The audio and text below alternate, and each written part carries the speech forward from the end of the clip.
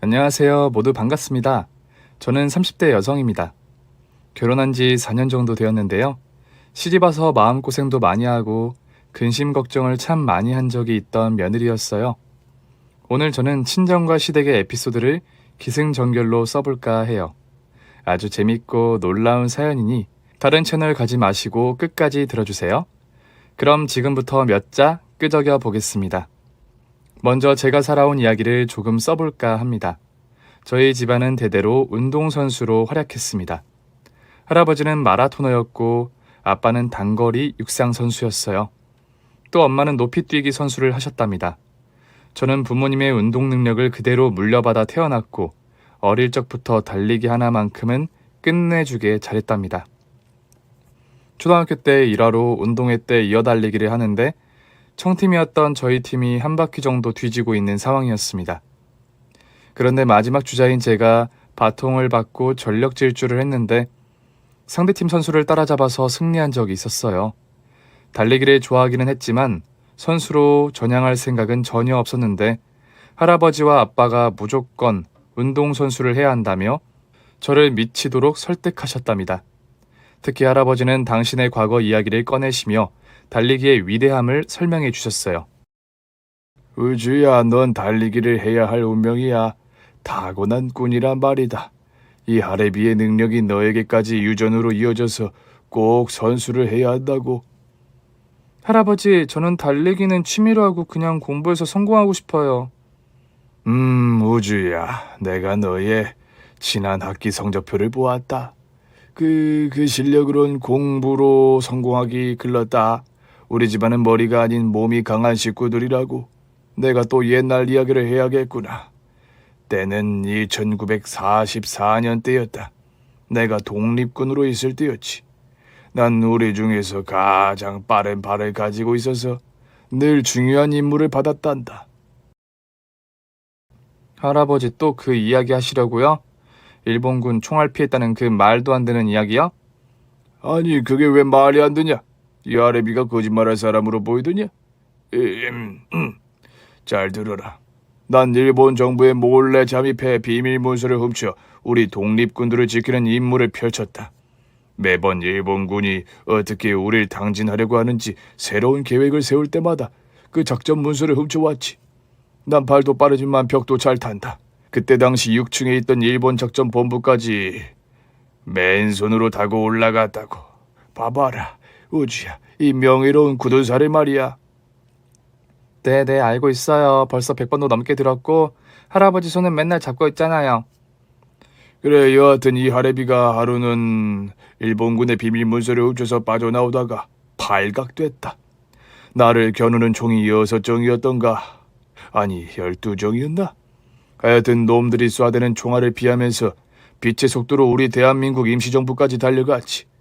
뒤도 돌아보지 않고 한 번도 쉬지 않고 뛰어단다. 그때 날 스쳐가던 총알이 기억이 또렷하구나. 할아버지, 거짓말 좀 그만하세요. 사람이 총알을 어떻게 피해요? 우주야, 이 하레비는 태어나서 지금까지 거짓말을 해본 적이 없어요. 알았어요. 할아버지 아주 자랑스럽습니다. 됐죠? 내가 이 얘기를 왜 하는 줄 모르더냐? 우주, 네가 우리 뒤를 이어야 한다. 네 애비도 총알탄 사나이라는 별명으로 번개 같은 달리기로 아시아에서는 따라올 자가 없었다고. 넌 나와 네 애비의 피를 물려받은 위대한 아이야. 그러니 꼭 달리기 선수를 해야 한다. 이 하레비가 나라를 구한 마음으로 세상을 달려보라고. 할아버지는 매번 당신의 이야기를 들려주시며 저에게 설득을, 아니 주입식 교육으로 달리기를 하게끔 만드셨어요. 중학교에 들어갈 때 저도 모르게 육상부가 있는 학교로 지원했답니다. 테스트를 받고 들어가야 했는데 역시나 유전의 힘인지 1등으로 합격했습니다. 그렇게 육상을 본격적으로 시작하게 되었고 공부할 시간에 운동만 했답니다. 기초 체력부터 강도 높은 훈련까지 어린 나이에 많은 걸 겪게 되었죠.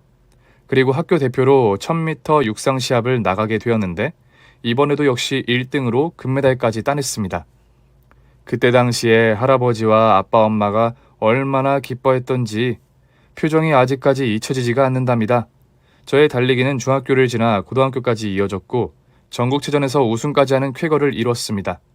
그래서 전 할아버지의 주입식 설득이 감사하다고 생각했고 앞으로 훌륭한 국가대표가 되어 태극기를 달고 세상을 달리는 육상 선수가 되기로 결심했습니다.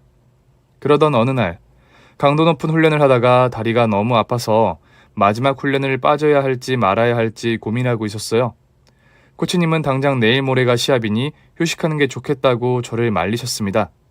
하지만 저는 무조건 우승을 해야 했기 때문에 저를 채찍질해야겠다는 마음으로 무릎과 발목에 보호대를 하고 미련하게 훈련을 끝까지 하기로 했답니다. 코치님은 살살 뛰라면서 저의 몸을 신경 써주셨는데 저는 훈련을 시합으로 생각하는 사람이라 전력 질주로 레일을 달렸습니다. 그런데 오른쪽 곡선으로 달리는 구간에서 뭔가 삐끗하는 느낌이 들었는데 무시하고 달리다가 이내 심한 통증으로 비명을 지르고 바닥에 누워버렸습니다. 무릎의 통증은 온몸으로 퍼졌고 기절한 채 응급실로 실려갔습니다. 저는 십자인대가 끊어졌다는 충격적인 말을 듣고 수술을 받게 되었어요. 그렇게 저의 국가대표 육상선수의 꿈은 십자인대와 함께 끊어지고 말았답니다. 괴로워하고 우울해하던 저는 일주일 내내 말을 하지 않았습니다. 할아버지와 부모님이 항상 옆에서 위로를 해주셨는데 제 마음은 쉽게 포기가 되지 않았답니다. 할아버지는 당신 때문에 이렇게 다친 것 같다며 많은 눈물을 흘리셨어요. 내 귀한 손녀가 이렇게 다친 건 모두 나 때문이야. 내가 그 총알을 피하면서 빠르게 달렸다는 헛소리만 하지 않았더라면 우주는 아픈 데 없이 건강했을 거라고. 아버지, 그게 무슨 말씀이세요? 육상을 선택한 건 우주 본인이었어요. 저희가 하기 싫으면 안 해도 된다고 했던 걸 자기가 꼭 하고 싶다고 우겨서 도전한 거라고요. 그리고 아버지, 비록 다치긴 했지만 우주는 아직 어려요. 무엇을 하든 시작해도 늦지 않은 나이라고요. 아니다. 내 욕심에 이렇게 된 거야. 괜한 소리를 해서 어린 것이 상처받고 실어증까지 걸린 모양이야. 이게 다 내 탓이야. 멍청한 소리를 짓거린 나 때문이라고. 저는 일주일 내내 입을 다물고 있다가 할아버지가 안쓰러워서 말을 꺼내려고 했어요. 그런데 아빠가 진지하게 과거 이야기를 하시더군요. 아버지, 무슨 거짓말이에요. 아버지는 총알 피해서 달리던 독립투사 아닙니까? 국가 유공자이자 훈장을 받은 위인이시잖아요. 아버지는 총알대를 피하시며 달렸고 저는 날아가는 새와 달리기 시합을 해서 이긴 사람이라고요. 우린 빛보다 빠른 부자란 말입니다. 저는 진지한 아빠 말에 피식 웃음이 나오고 말았습니다. 일주일의 무건 수행이 깨지는 순간이었죠. 아빠는 새랑 달리기 시합을 해서 이겼고 할아버지는 총알을 피하며 달리셨으니 나는 뭐랑 시합을 해야 하지? 아빠, 나도 타이틀 하나 가지고 싶어. 우주가 웃었다. 말을 했어. 우리 소녀가 웃었다. 우주야. 이 하레비를 용서해다오. 할아버지가 뭘 잘못하셨는데 용서를 빌어요? 달리기는 제가 좋아서 한 거예요. 물론 할아버지랑 아빠의 영향이 크긴 했죠. 그래도 뭐 전국체전에서 금메달 따봤으니까 여기서 만족하고 다른 걸 도전해봐야죠. 제가 웃으며 입을 열자 온 식구가 기뻐하셨고 다행이라며 안도하셨습니다. 그런데 아빠는 끝까지 당신이 날아가는 새와 달리기 시합을 해서 매번 이겼다는 허무맹랑한 말씀을 하셨습니다. 우주야, 너 웃는 건 좋은데 아빠가 왕년에 새보다 빨리 달렸어. 네 할아버지도 일본군의 총알을 피하면서 뛰셨고 말이야. 알았어, 믿을게. 믿으면 될 거 아니야. 그럼 나도 다리 나으면 참새랑 시합 한번 해봐야겠네. 아빠 피를 물려받았으니 가능하지 않겠어? 저는 할아버지와 아빠의 허세를 귀엽게 받아들였고 다시 새로운 시작을 할 수 있었습니다. 고등학교 3학년 때 제 꿈을 결정해서 열심히 공부에 매진했습니다. 제가 전국체전 금메달리스트이고 국가유공자이자 독립투사의 손녀라는 특혜가 있어서 경찰대학에 들어가는 게 많이 어렵진 않았습니다. 또 신체적으로는 여자 동기들보다 우월한 건 물론이고 수석으로 들어온 남자 동기와 비슷한 체력을 가지고 있었답니다. 제가 다시 꾸게 된 꿈이 바로 형사라는 직업이어서 경찰대에 들어가게 되었고 4년을 공부하고 곧 경찰이 되었습니다. 처음엔 지구대에서 일했는데 보람도 있고 좋긴 했는데 몸이 근질거리는 건 참지 못하겠더라고요. 전 밖으로 나돌면서 엄청 뛰어다니는 걸 상상하며 형사의 꿈을 꾸었기 때문에 지구대에 들어간 지 2년 만에 형사팀으로 정근 가게 되었습니다.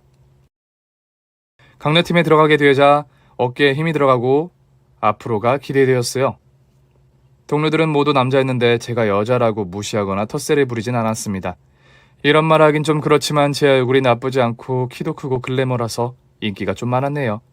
다른 팀 형사들도 제 얼굴 한번 보겠다고 저희 사무실에 놀러 오곤 했답니다. 그럴 때마다 저는 피식 웃으며 남자들의 시선을 즐겼어요. 아, 이놈의 인기는 죽지를 않네. 또 나보러 저렇게 놀러 온 거야?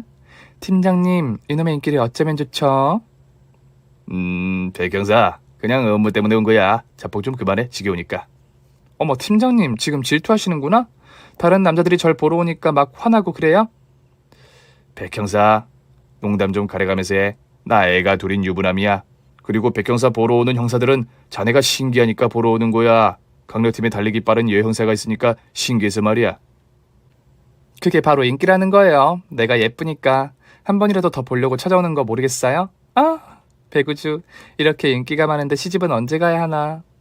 백 형사, 시집 말고 나랑 도둑 든 집이나 가자. 신고 들어왔다. 지난번 그 금은방 턴놈이에요? 가보면 알겠지만 범행 수법이 비슷한가 봐. 얼른 나서자고. 저는 경찰서에서 달리기가 빨라서 도망가는 도둑놈들을 기가 막히게 잘 잡는다고 평정이 나 있었습니다.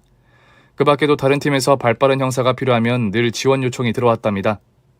사건 현장에 갔더니 도둑놈의 새끼가 대저택 보안을 뚫고 몰래 들어와 금고를 열고 금괴와 많은 현금을 훔쳐갔더군요. 저와 팀장님 그리고 팀원 형사들은 주변 절도 전과자를 탐문하면서 수사망을 좁혀갔습니다. 며칠 동안 집에 들어가지 못하고 범인 인상착의와 비슷한 놈의 근거지 근처에서 잠복했답니다. 차 안에서 썩은 내가 진동하네. 다들 발 좀 닦고 오세요. 냄새나서 잠복에 집중을 못하겠네. 이 냄새 네 거다. 팀장님, 이슬만 먹고 살 것 같은 저에게 이런 발꼬락 내가 나겠어요? 이슬? 그래, 넌 이슬만 먹고 살지. 참 이슬. 그것도 마음만 먹으면 한 짝은 먹지. 아, 무슨 말을 못해. 형사들이 차 안에서 폭소하자 저도 같이 따라오고 있었습니다. 그런데 그때 범인으로 보이는 놈이 모습을 드러내더군요. 눈이 좋은 팀장님이 먼저 알아채고 다들 신발끈을 꽉 묶고 뛸 준비를 하라고 하셨습니다. 이윽고 저와 형사들은 차 문을 조심스럽게 열고 범인을 향해 조심히 걸어갔어요. 그런데 이놈이 눈치가 백단이라 그런지 바로 알아채고 냅다 뛰기 시작하더군요. 저희 형사들은 골목 사이사이를 나눠서 갈라져 달리기 시작했는데 이 도둑놈의 새끼가 어찌나 빠르고 감쪽 같던지 머리통이 보이질 않았습니다. 그러던 중 동료 형사의 목소리가 들렸습니다. 여기 있다! 삼지 슈퍼 앞으로 지나갔다!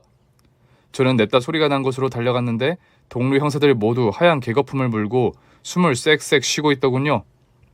다들 체력이 딸려서 뛰는 걸 포기하고 저에게 손짓을 하며 빨리 잡아오라고 했답니다. 저는 혀를 차고 범인을 따라 달리기 시작했습니다. 도둑놈이 아무리 빨라봤자 뛰는 놈 위에 나는 년이 있는 법이니 금세 거리를 좁혔어요. 아, 빨쟁이! 거기 있어! 뭐야, 저녀 왜 이렇게 빨라? 너 뭐하는 년이야? 너 나 모르는구나? 나중에 깜빡하면 배구주가 누군지 물어봐라. 내가 너 같은 놈들을 잡은 게 내 머리털보다 많거든?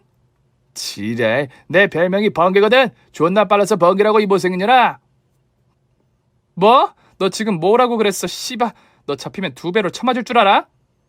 도둑놈은 골목 사이사이를 훤히 꿰뚫고 있는지 어두운 골목만 골라서 뜀박질하더군요. 담벼락도 여러 번 넘어가면서 추격전을 펼치고 있었답니다. 이윽고 놈의 뒤통수가 바로 제 앞에 있어서 바로 머리털을 잡고 다리를 걸어 넘어뜨렸습니다.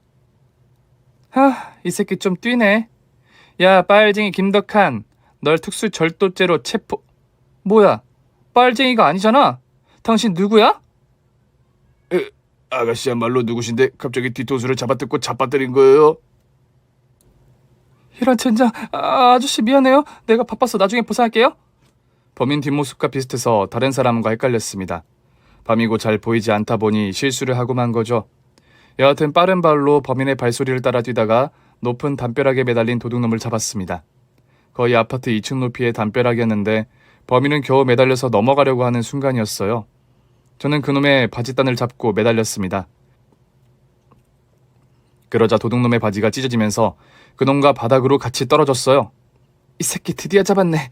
아우, 이 개나리 훌의 지아야. 너 때문에 우리가 며칠 동안 개고생한 줄 알아? 뭐야 이년, 뭐가 이렇게 빨라? 뭐야 내 바지, 나 노패드인데 이럴 젠장! 너의 달리기 비법이 노 팬티로 달리기냐? 아니다. 니놈 물건이 담배꽁초만 해서 팬티가 필요 없는 거지? 이씨, 야, 이건 아직 변하기 전이라서 작아 보이는 거거든. 나 화나면 엄청나. 그래 확인하고 싶지 않으니까 좀 가려라. 저기 오네 팀장님. 아그들아, 내가 또 한 마리 잡았다. 그러자 동료들이 도둑놈에게 수갑을 채우고 연행했습니다. 그리고 어슬렁거리며 뒤를 따라 걷는데 누군가 제 손목을 턱 하고 잡는 겁니다. 이봐요, 아까 날 넘어뜨린 그 여자 맞죠? 보상한다고 했잖아요. 선생님, 아까는 죄송했습니다. 저희가 형사라서 범인 잡다가 그만 오해를 하고 선생님의 뒤통수 머리털을 잡아채고 말았네요. 보상은 얼마나 드리면 될까요? 돈 같은 거 안 받아도 되니까 형사님이 나랑 밥이나 한번 먹읍시다. 네? 제가 왜요?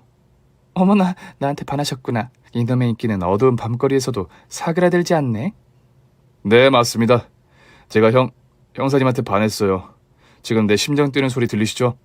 이거 형사님이 고장냈으니까 고쳐놓으세요. 저는 농담으로 건넨 말이었는데 남자는 진심으로 저에게 반했다며 제 손을 잡아서 자기 왼쪽 가슴에 얹더군요. 그의 심장은 빠르게 드립을 하는 농구공처럼 느껴졌답니다. 이 상황이 정말 말이 안 되고 이상하지만 그의 심장을 느낀 순간 저도 반하고 말았어요. 저희 둘은 조금 독특한 만남으로 연인 사이가 되었고 빠르게 발전해 나갔습니다. 동료 형사들은 제가 그이와 전화 통화를 하는 걸 들으면 질색팔색을 하기도 했어요. 자기야, 우주는 지금 잠복 중이에요. 나쁜 도둑놈 잡으러 왔어요. 몸조심 하라고요? 네, 알겠어요. 자기, 그럼 이따가 또 전화해요. 진짜 가지가지 한다. 좁아 터진 차 안에서 고소리 내면서 그러고 싶니? 팀장님, 저도 시집가야 하지 않겠습니까? 내 애인이 이런 거 좋아해서 계속 해줘야 한다고요. 아이고, 아주 깜찍이나 하셨네. 그래서 국수는 언제 먹여줄 건데? 벌써 사귄 지 1년 되지 않았나? 안 그래도 프로포즈 받았어요. 이제 품절녀 되면 날 바라보던 남자들이 질질 짜겠구만. 백 형사, 질질 짜는 건 너야. 너 코 나왔다. 닦아라. 저와 남자친구는 1년 연애하는 동안 많은 시간을 함께하진 못했습니다. 하지만 둘 다 서로에게 진심이고 없어서는 안 될 존재가 되었기 때문에 1년이라는 짧은 시간을 보내고 결혼하기로 했죠. 그런데 제가 그동안 하도 많이 바빠서 남자친구의 집에 한 번도 가보지 않은 게 걱정이었습니다. 며칠 뒤 주말에 그 일을 따라서 시댁에 인사하러 가게 되었습니다. 어마어마한 대저택 앞에서 초인종을 누르길래 엄청나게 놀랐습니다. 알고 보니 이 남자의 부모님이 중견기업을 운영하는 대표님들이었고 그이도 평범한 직장인이 아니라 기업을 물려받은 후계자라고 했답니다. 그러니까 자기가 평범한 회사원이 아니라 물산 대표 아들이라고? 많이 놀랐지? 놀라기만 하겠어? 이 결혼이 가능하겠니? 우리 집안이랑 너무 많이 차이 나잖아. 이런 이야기를 왜 이제 하는 건데? 미안해. 자기가 부담 가질까봐 숨겼어. 자기야, 그런데 걱정하지 마. 우리 부모님은 집안 같은 거 안 보신다고 했어. 몰라, 나 이제 어떡해? 자기야, 나 믿고 따라와. 오빠 한번 믿어봐. 저는 시댁 대문 앞까지 가서 그냥 갈 수 없으니 그이의 손을 잡고 으리으리한 시댁 안으로 들어갔습니다. 집안은 꼭 다른 나라 같은 느낌이 물씬 풍겼어요. 감탄사를 자아내면서도 긴장을 엄청 많이 해서 손에 땀이 줄줄 흘렀네요. 이윽고 시아버지와 예비 시동생이 나오셔서 반갑게 인사해 주셨고 시어머니는 가사도우미가 밥상을 다 차리고 나서야 등장하셨습니다. 저의 머리부터 발끝까지를 훑어보시더니 입을 삐죽거리셨습니다. 만난다는 아가씨가 얘니? 아가씨 아는 일이 뭐야? 네, 저는 강력팀 형사입니다. 뭐 짭새? 진짜 별난 애를 데리고 왔네. 강력기라면 막 위험하고 그런 데 아닌가? 여자가 그런 데서 일해도 괜찮은 거야? 저는 무조건 괜찮고 안전하다 대답했습니다. 그리고 그이가 옆에서 저희 두 사람의 애정이 얼마나 깊은지 어필했어요. 시아버지와 시동생은 저를 마음에 들어 하셨는데 시어머니는 뜨뜻미지근하게 반응하셨습니다. 이 결혼을 시켜 말어. 아이고 머리야. 형사 며느리라고 하니까 이질감만 든다. 좀 더 생각해보자. 여보, 우리 집안에 나란 일하는 사람 하나는 있어야지 않겠어? 훌륭한 일 하는 아가씨인데 허락해주자. 몰라. 다들 찬성하는 분위기인데 내가 싫다고 하면 나만 나쁜 사람 되는 거 아니야? 휴, 그래도 보현이가 그렇게 좋다고 하니 한번 살아봐. 하지만 혼인신고는 2년 뒤에나 해라. 살아보고 호적 정리하는 게 두 사람한테 다 좋을 테니까. 시어머니는 허락해 주시면서도 꼭 2년 뒤에는 저를 내보낼 것만 같았습니다. 그렇게 느끼긴 했지만 제가 잘하면 달라지시겠지 하는 마음으로 결혼하기로 했네요. 양가 식구가 모인 자리에서 상견례를 치렀는데 부잣집 시댁이라 역시 스케일이 다르긴 했습니다. 신혼집을 어마무시하게 넓은 주택을 마련해 주셨고 혼수도 거의 다 시아버지가 마련해 주셨어요. 저희 집 형편이 안 좋은 건 아니지만 시어머니 눈높이에 맞추려면 집안을 거덜내야 할 수준이라 아예 시아버지가 다 해주시게 되었어요. 결혼 생활이 시작되었지만 신혼을 제대로 보내지 못했습니다. 사건이 너무 많이 터져서 나쁜 범죄자 놈들을 잡는데 시간을 할애해야 해서 남편 혼자서 늦은 밤까지 혼자 보냈어요. 그러자 시어머니가 저를 불러다가 경고하셨습니다. 너 형사질하느라 신혼집에 씻으러만 갔다며? 그렇게 일이 좋으면 결혼은 왜 했니? 너 너무 이기적인 거 아니야? 내 아들을 차지했으면 다른 부서로 옮기던가 퇴직해야 하는 거 아니야? 죄송해요 어머님, 요즘 특히 바빠져서 그래요. 평소에는 교대로 근무해서 쉬는 날 많아요. 말 대답하지 마. 가정교육을 어떻게 받았길래 감히 어른 말을 잘라먹어? 야, 내가 2년의 시간 준 거 알지? 원래 남자들은 여자랑 2년만 살면 질려버리거든. 넌 내 아들한테 2년짜리 마누라야. 알아? 네? 어머님, 그게 무슨... 유효 기간이 있는 결혼이라뇨? 저희는 100년 1000년 함께 할 거예요. 아니, 나는 너 며느리로 인정 안 한다. 네 년이 마음에 들지도 않았는데 귀한 내 아들을 방치하고 있었으니 오만 떨어졌다고. 우리 딱 2년만 보고 그만 보자. 시어머니는 낄낄 웃으시며 저에게 통보하셨습니다. 차라리 힘든 시집살이를 시키셨다면 몸으로 때우기라도 할 텐데 2년 뒤에 쫓아내겠다고 하시니 미칠 것 같더라고요. 남편에게 이 얘기를 할까 고민했는데 아무래도 저 혼자서 시어머니의 마음을 돌려보는 게 좋겠다고 판단했습니다. 그래서 한가한 시간에는 집안 살림과 남편 내조도 열심히 했고 시어머니를 찾아가 며느리로서 최선을 다했어요. 극진히 모신 것까지는 아니어도 정말 노력하는 모습을 보였답니다. 하지만 시어머니의 마음은 돌아서지 않으셨어요.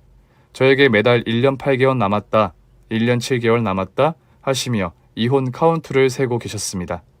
그렇게 시어머니 마음에 들지 못하고 2년 가까이 세월을 보냈어요. 그러자 남편이 저에게 미지근한 태도로 변하면서 걱정이 들었습니다.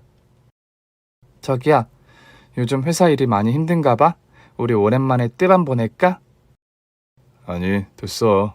피곤하고 귀찮아서 아무것도 하기 싫다. 저기야, 혹시 나한테 실증 났어? 그런 거야? 뭐라는 거야, 여보. 우리 부부잖아. 연애 때랑은 다른 게 당연한 거 아니야? 실증 난 거 아니니까 괜한 말 하지 말고 잠이나 자. 우리 애기 가질까?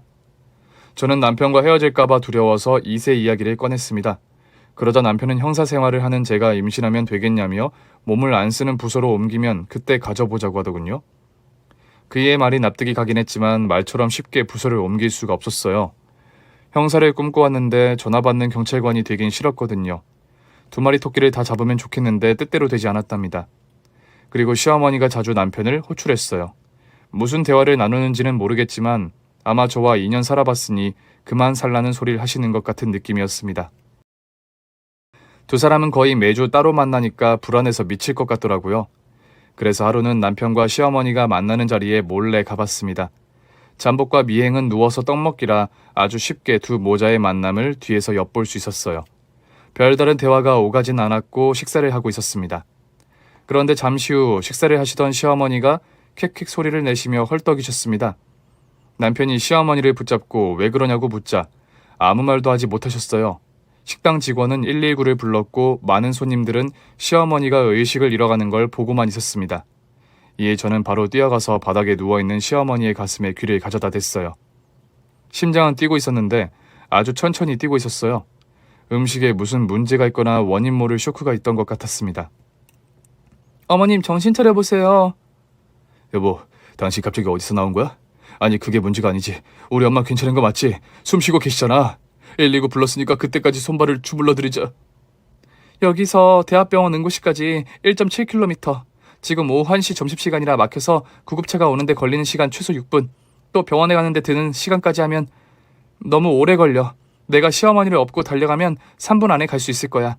체중 48kg 여성을 업고 달려본 적이 한 번 있었는데 그때도 위험한 상황이었는데 구급차보다 내가 빨랐어, 여보. 어머님 나한테 업해드려. 저는 구급차가 왕복으로 오가는 시간보다 훨씬 빨리 병원으로 달려갈 자신이 있어서 시어머니를 업고 달리기 시작했습니다. 어머니, 정신 잃지 마세요. 나랑 대화해요. 안 되겠네. 나랑 끝말잇기해요. 제가 먼저 할게요. 시애미 쿵쿵따. 그러자 시어머니가 중얼거리셨어요. 뭐라고요? 다시 말하세요. 정신 차리고 끝말잇기에 집중하세요. 다시 한번 시애미 쿵쿵따 소리쳤더니 시어머니가 작은 목소리로 정확하게 말했습니다. 미친년이라고. 미친년 쿵쿵따. 좋았어요. 그렇게 계속 말씀하세요. 그럼 년이니까 두음 법칙으로 연병할 쿵쿵따.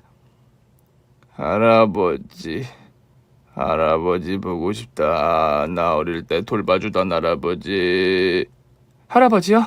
저도 할아버지 보고 싶네요. 지금 제가 어머님을 둘러 업고 뛰고 있는 걸 보면 아마 칭찬하셨을 텐데.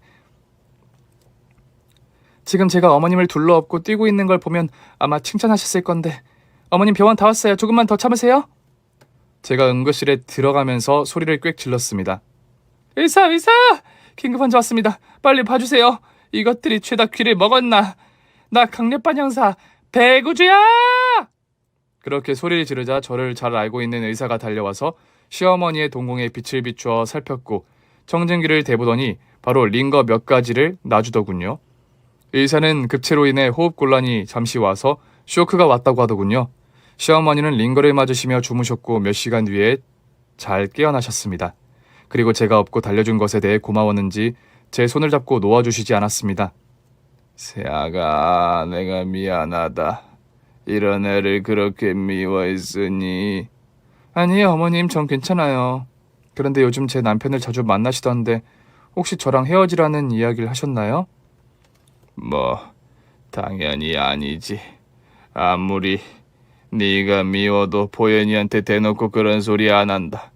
요즘 네 남편을 자주 만난 건 네 시동생이 곧 결혼할 거라 준비할 게 많아서 만난 거다.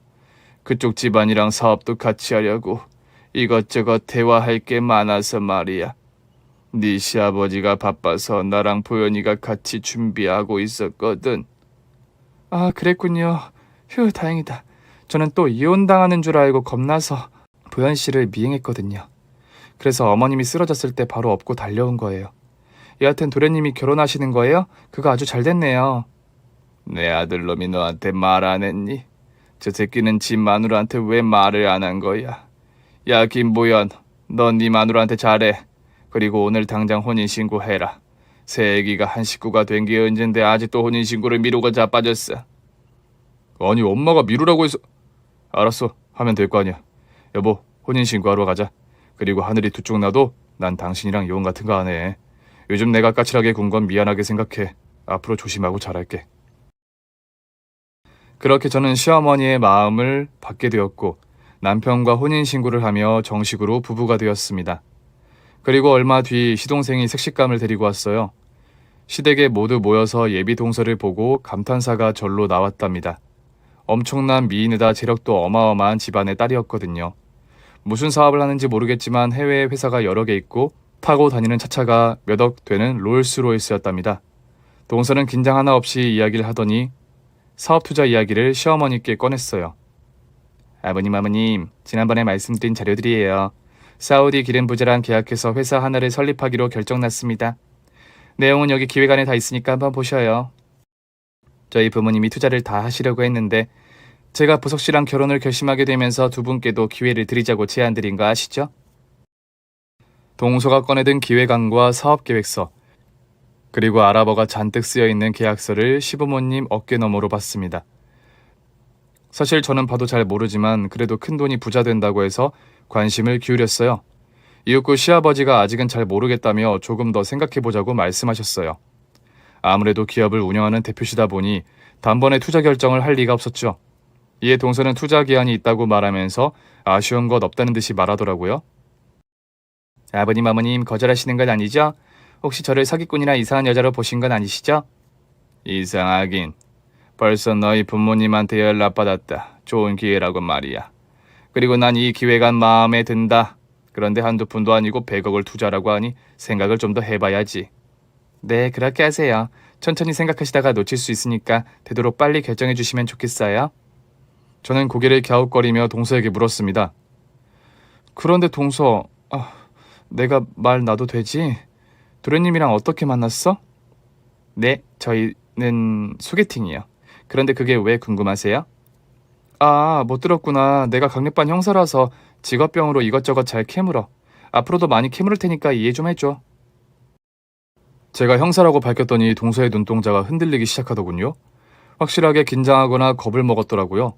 제가 다른 건 몰라도 죄 지은 사람들을 알아보는 건 귀신같이 알 수 있으니 계속해서 동서에게 질문을 던졌습니다. 동서, 이거 사본 없어?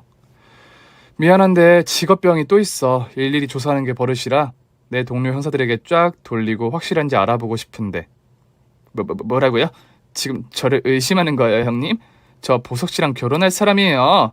그리고 우리 집이 얼마나 부자인데 꼴랑 100억을 사기치겠어요? 불쾌해. 뭘 그렇게까지 흥분하고 그래? 난 그냥 확실하게 짚고 넘어가고 싶어서. 아니다. 동서가 화날 만하다. 미안해, 동서. 저는 사과를 했지만 찜찜한 기분은 지우지 못했습니다.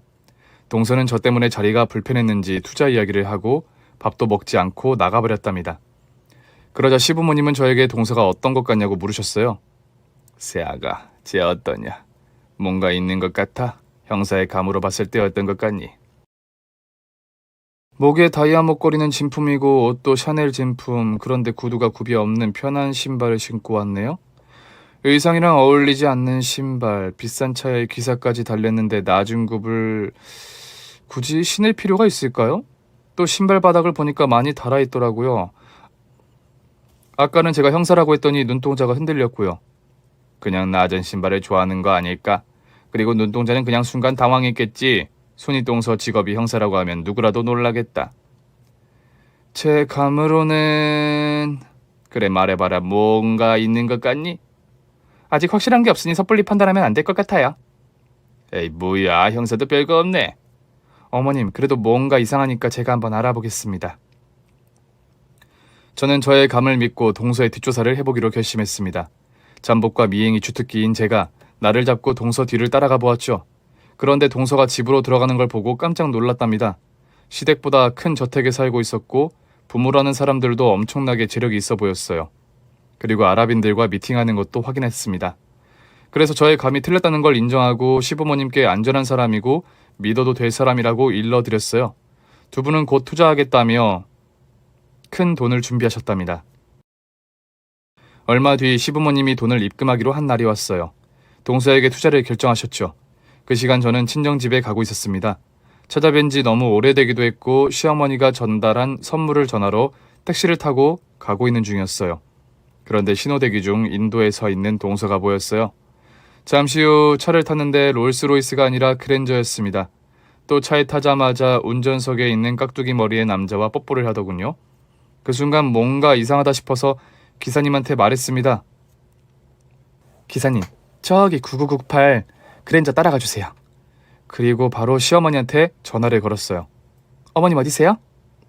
지금 은행이다. 투자금 입금하려고. 잠깐만, 지금 은행 아가씨랑 말 좀 하자. 100억 입금하는 거 맞습니다. 안 돼요! 어머 깜짝이야. 너 왜 그러니? 사기예요. 입금하지 마세요. 당장 취소하고 나오시라고요. 설명은 나중에 할게요. 뭐 사기? 그럴 리가. 이거 변호사 통해서 알아봤는데 확실한 거 맞다던데. 어머님 제 말 믿으세요. 사기예요. 돈 넣으시면 절대 안 됩니다. 저 지금 동서 따라가고 있는데 얘기는 나중에 할게요. 그러니까 저를 믿으세요. 알았다. 취소했다. 지금 은행에서 나왔어. 무슨 일이길래 사기라는 거니? 어라, 네 동서한테 전화 온다. 받아봐요. 지금 은행에 왔는데 전산 오류 때문에 시간이 걸린다고 하세요. 그리고 지금 어디냐고 물어봐 주세요. 시어머니는 동서와 잠시 통화하더니 다시 저에게 전화를 주셨습니다. 세아가 네 동서 지금 사돈이랑 출국 준비 중이란다. 사우디 가서 일을 해결한다고 하네. 그리고 나더러 늦어도 오늘까지 꼭 입금하라더라. 출국이요? 인연 웃기는 년이네. 돈 받고 잠수 타기 좋게 출국 소리를 했나 보네요. 어머님 전화 끊어요. 절대 입금하시면 안 됩니다. 아시겠죠? 시어머니에게 재차 경고하고 동서가 탄 그랜저 뒤를 쫓았습니다. 그런데 차가 더럽게 막혀서 택시로 미행하는 게 가능할지 싶었어요. 제가 운전대를 잡을 수 없는 노릇이니 다른 방법을 생각했습니다. 그곳이 친정과 가까운 도로여서 아빠한테 연락해서 전후 사정을 말하지 않고 빨리 차를 끌고 나와달라고 부탁했습니다. 이윽고 아빠의 초록색 스포츠카가 보였습니다. 바로 택시에 내려서 뒷좌석에 올랐어요. 우주야, 이게 뭐냐? 선물 보따리네. 이거 시어머니가 친정에 가져다 드리라고 싸주신 거야. 아빠, 할아버지, 저기 앞에 그랜저 9998 따라가요. 남의 등쳐먹는 사기꾼이야. 뭐? 우리 지금 죽여전하는 거냐? 야, 말년에 재미있는 일 하나 생기네. 우리 소녀가 할애비한테 좋은 추억 만들어주는구나. 애비야, 밟아라. 오케이, 나만 믿어요. 내가 카레이싱 자격증을 딴 카레이서라고요. 자, 노래 부르면서 가자. 오빠 차 뽑았다. 널 잡으러 가. 아빠와 할아버지 덕분에 그랜저와 사이가 벌어지지 않고 추격할 수 있었습니다. 이윽고 경기도 쪽의 비포장 시골길을 달리게 되었습니다. 그런데 저희 아빠 차가 눈에 너무 띄었을까요? 그랜저가 갑자기 급 브레이크를 잡았어요. 아빠는 사고를 피하려고 핸들을 돌려 가드레일에 박고 말았어요. 시동은 다시 켜지지 않았죠. 그때 저는 머릿속으로 계산했습니다. 여긴 이면도로고 직선도로가 아닌 곡선도로. 비포장이라 속력이 나오지 않는다. 아빠, 할아버지, 나 내려서 저 차를 잡을 테니까 차량 수리 불러서 돌아가세요. 우주야, 혼자 위험해. 소녀야, 아무리 그래도 달리는 차를 어떻게 따라잡니? 저는 차에서 내려 달리기 시작했습니다. 어렸을 적 육상 선수였던 기억과 범죄자들을 잡았을 때를 회상하며 냈다 달렸습니다. 곡선도로라서 역시나 차가 빨리 가지 못했어요. 이윽고 저의 발에 불똥이 떨어진 것 마냥 엄청난 속도로 그랜저를 따라잡고 있었어요. 어느새 저와 마주 달리고 있었죠. 저는 창문에 대고 삿대질을 했고 조수석에 앉아있던 동서가 창문을 열더군요. 아이, 저 짭새년이 문제였네. 야, 이년아, 네가 미행하길래 내가 집도 섭외하고 단역 배우들 섭외해서 속였는데 왜 마지막에 지랄이니? 눈썰미가 좋아서 날 알아보고 따라온 거야? 아, 롤스로이스를 그냥 살까 그랬나? 괜히 그랜저 타다가 걸려버렸네. 이년아, 난 속은 게 아니라 속은 척한 거야. 지랄, 니년이 미행하다 말고 철수하는 걸 내가 다 확인했다고. 아랍인들까지 비싸게 돈 주고 섭외해서 쇼를 부렸는데 마지막에 걸렸네. 야, 네가 시애미년한테 전화했지. 그래서 돈이 안 들어온 거지? 이년아, 우리가 그 집 하나만 사기치려고 한 줄 아니? 벌써 몇백억이 들어왔다고. 니년이 스스로 죄를 고백하는구나. 그래, 내가 바로 잡아서 족쳐주마. 독한 년, 달리는 차를 잡으려고 뜀박질이라니. 무식한 짭새년이네. 이 길만 넘으면 곧 아스팔트야. 넌 우릴 못 잡는다고. 동소년은 창문을 올리면서 뻑큐를 날리더군요. 저는 젖먹던 힘을 다해 아스팔트가 나오기 전에 차에 매달리던 유리창을 깨서 잡아야겠다고 판단했습니다. 그런데 생각지 못했던 돌부리에 걸려 넘어지고 말았습니다. 무릎팍이 다 까지고 팔꿈치와 등까지 쓸려버렸답니다. 저는 당장 잡는 걸 포기하고 지원 요청을 할 생각이었어요. 정신을 차리고 핸드폰을 찾는데 아빠의 스포츠카에 두고 내린 것 같았습니다. 전 망했다고 한숨을 쉬고 소리를 꽥 지르는데 그 순간 제 옆으로 뭔가 쌩 하고 지나갔어요. 아빠? 할아버지? 우주야, 이 할애비가 종아리하고 달렸다가 진짜라는 거 보여줄게. 잘 봐라. 아빠도 날아가는 새보다 빨리 달리는 걸 보여주마. 잘 봐라, 우주야. 두 부자는 나이가 무색하게 허리를 꼿꼿하게 세우고 달리고 있었습니다. 발이 어찌나 빠르던지 날아가는 것처럼 보였어요. 놀라운 광경을 보게 되자 다친 걸 잊어먹게 되고 저 역시 뒤를 따라 달리기 시작했습니다. 그런데 아무리 빨리 달려도 아빠와 할아버지의 속도를 따라잡을 수 없었어요. 다치지 않았더라도 절대 따라갈 수 없는 속도였답니다. 아빠와 할아버지는 제 시야에서 벗어났고 저는 한참 동안 달렸습니다. 그리고 10분 정도 뛰었더니 도착한 그곳에서 믿을 수 없는 걸 목격했습니다. 아빠와 할아버지가 동서와 공범을 패주고 있더군요. 아스팔트 도로가 시작되는 지점이었는데 두 분이 따라가서 잡은 거였습니다. 저는 감탄하며 아빠와 할아버지를 보고 있었는데 두 분은 싸움도 엄청 잘하셨어요. 형사인 제가 아무것도 할 게 없더라고요. 할아버지는 연세가 많으신데도 몸을 이리저리 피하시며 동서년의 따귀를 따다다닥 갈기고 있었고 아빠는 깍두기 머리한 공범의 주먹을 피하더니 박치기로 그놈을 개박살냈습니다. 이윽고 두 년놈이 바닥에 쓰러졌고 할아버지와 아빠는 하이파이브를 하시더군요. 예. 오랜만에 독립군 정신으로 좋은 일 하나 했다. 우주야, 우리 봤냐? 우리 딸 넘어진 거 괜찮니? 내가 스포츠카 안에서 네 핸드폰으로 팀장한테 연락했다. 곧 여기로 올 거야. 저는 천천히 걸어가며 두 분을 보고 경탄했습니다. 진짜였네요. 할아버지 독립투사 시절에 일본군 총알을 피하면서 달릴 만큼 빠르시네요. 아빠도 날아가는 새와 달려도 이길 만큼 빠르시고요. 난 아무것도 아니었어요. 우리가 100번도 넘게 말했는데 믿지 않더니 이제 믿기냐? 할아버지, 아빠, 고마워요.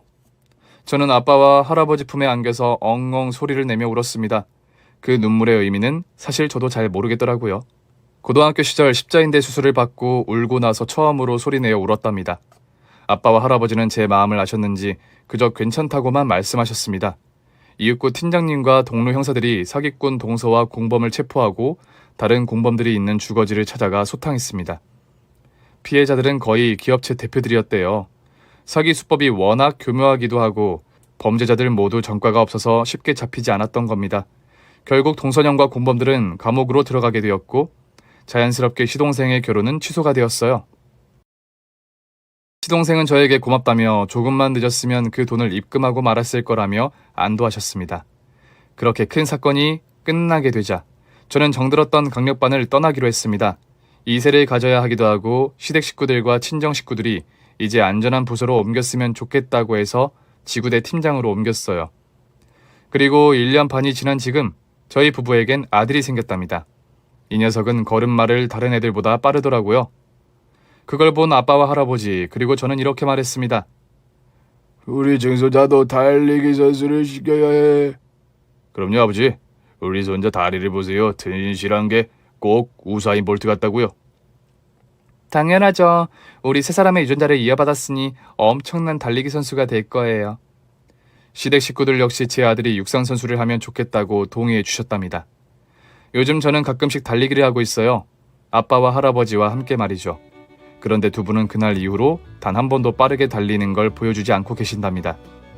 무슨 1급 비밀인 것처럼 절대 남의 눈에 띄어서는 안 된다며 천천히 조깅하는 수준으로 운동하고 있네요. 제가 이렇게 글로 적어서 제대로 설명이 되었을지 모르겠네요. 재밌게 들어주셨다면 여러분의 지인들에게도 링크로 보내주셔서 소문 좀 내주세요. 아빠와 할아버지가 필립의 사연방 광팬이시거든요. 그럼 여기서 마무리하겠습니다. 안녕히 계세요. 오늘 준비한 사연은 여기까지입니다. 재미있게 들으셨다면 구독과 좋아요, 알림 설정까지 눌러주세요. 그럼 저는 다음 사연으로 찾아뵐게요. 오늘도 건강하고 행복하세요.